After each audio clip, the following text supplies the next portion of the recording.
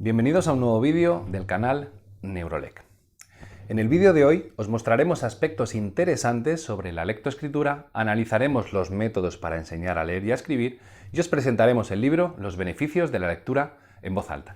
Comenzamos.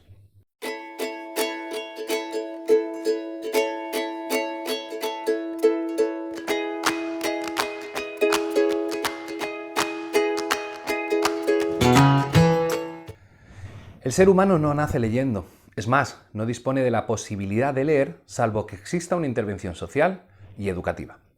En las sociedades con sistemas educativos asentados, leer y escribir parece constituir una cualidad humana asociada a nuestro ADN como especie. Pero ¿la lectoescritura es tan humana como podría parecer? Vamos a jugar. Os voy a hacer una serie de preguntas y veremos lo acertados que estamos. Primera pregunta. ¿Qué porcentaje de las lenguas orales del mundo tienen sistemas de escritura? La respuesta es que solo 1/3 de las lenguas orales del planeta pueden ser escritas o leídas. Segunda pregunta. ¿Durante qué porcentaje de la historia de la humanidad hemos usado la escritura? La respuesta es que solo durante un 2% de nuestra historia como humanos hemos usado la lectoescritura. Como ya comentó Joaquín Valls en el vídeo número 5, no existe ninguna zona cerebral preparada para leer y escribir. De hecho, sin intervención educativa una persona no podría manipular las letras ni los sonidos, porque es un constructo social. Morais, Kale, Alegría y Bertelson descubrieron que las personas analfabetas no descubren espontáneamente las relaciones del sistema escrito y son incapaces de manipular las unidades sonoras del lenguaje oral. Es necesario, como defiende Deane, que una zona cerebral se recicle para realizar esta función. Pero sin una intervención educativa sería imposible. Eso sí, una vez que el ser humano adquiere la lectura y la escritura, se vuelven capacidades que nos definen. De hecho, leer es un proceso automático en los lectores competentes. Dicho de otro modo, no podemos no leer una palabra memorizada. Es imposible. Os propongo otro juego. Van a aparecer unas palabras coloreadas. El objetivo es decir el color de las palabras. Comenzamos.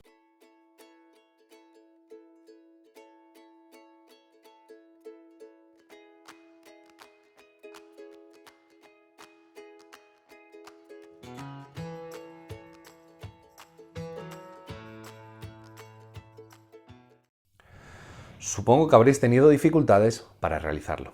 Este proceso, llamado efecto Stroop, desarrollado por John Ridley Stroop, indica que leer una palabra se produce de manera automática, más rápido incluso que la identificación de colores. Esto provoca que se interfieran los procesos y nos resulte muy complicado fijar la atención en el color de la palabra.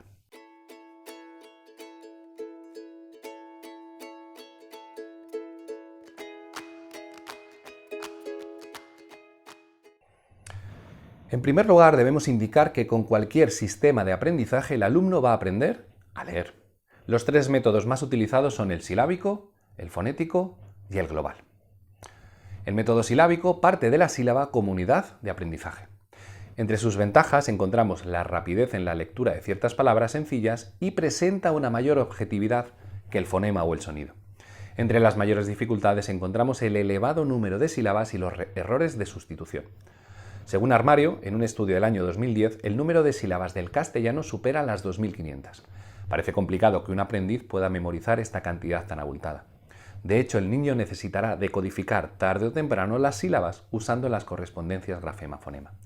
Sin embargo, este método resulta útil para memorizar las excepciones silábicas de la CZ y de la QC. Este material les permitirá memorizar la manera de escribir estas sílabas sin necesidad de recurrir al adulto. El método fonético parte del fonema como unidad de aprendizaje. Entre sus ventajas encontramos el reducido número de elementos a memorizar y la rapidez en el salto a la lectura.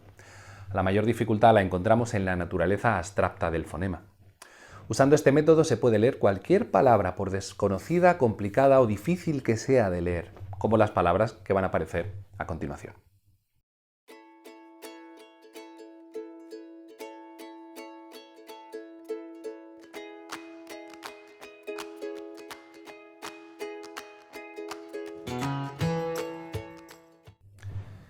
El método global parte de la palabra como unidad de aprendizaje. Entre sus ventajas encontramos la objetividad de las palabras y la mayor motivación.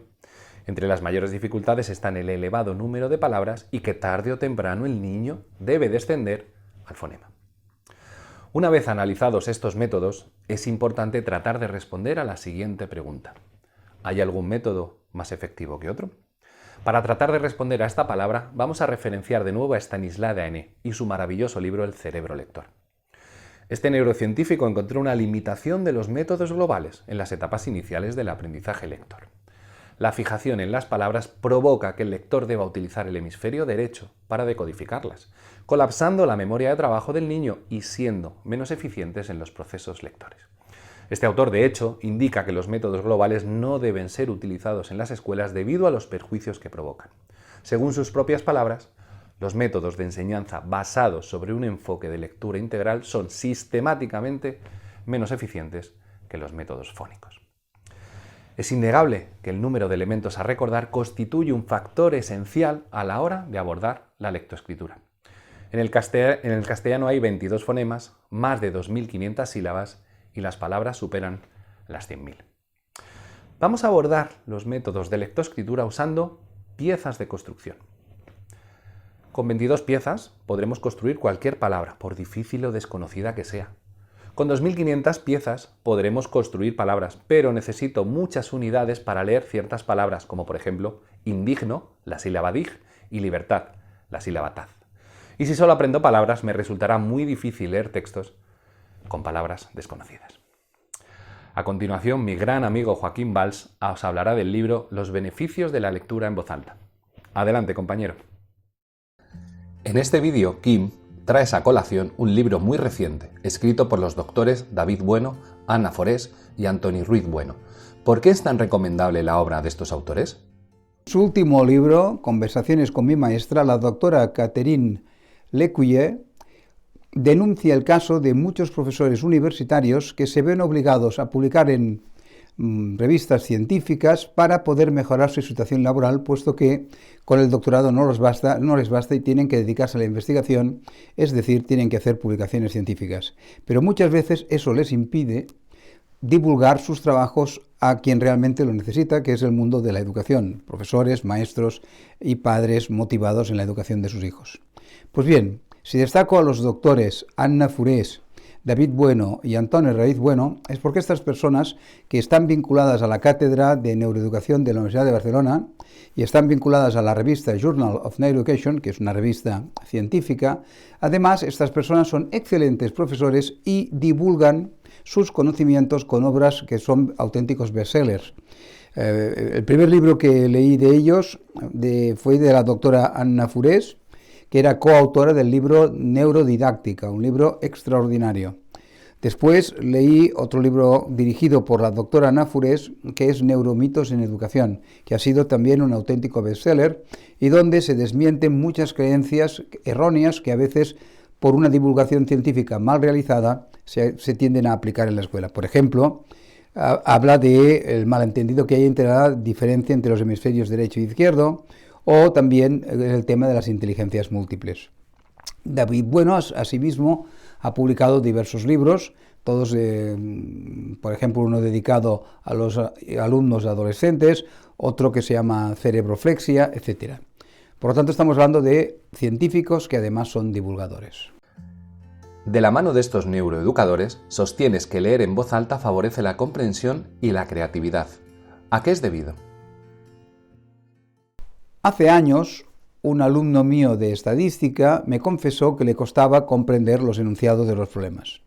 Un día en clase, que no entendía un ejercicio, le pedí que lo leyera en voz alta. ¿Y cuál fue la sorpresa? Que al terminarlo de leer, lo había entendido. Desde entonces, siempre que tengo un alumno o una alumna que le cuesta entender un enunciado de un ejercicio, se lo hago leer en voz alta y se produce el milagro.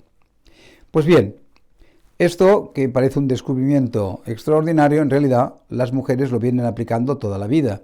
Si uno observa un patio en un colegio, verá que los chicos suelen ser 11 contra 11 detrás de una pelota, mientras que las chicas muchas veces están en un corro hablando de sus problemas. Las mujeres han descubierto que al hablar en voz alta de un problema, al verbalizar un problema, lo entienden mejor y muchas veces lo pueden resolver por sí solas.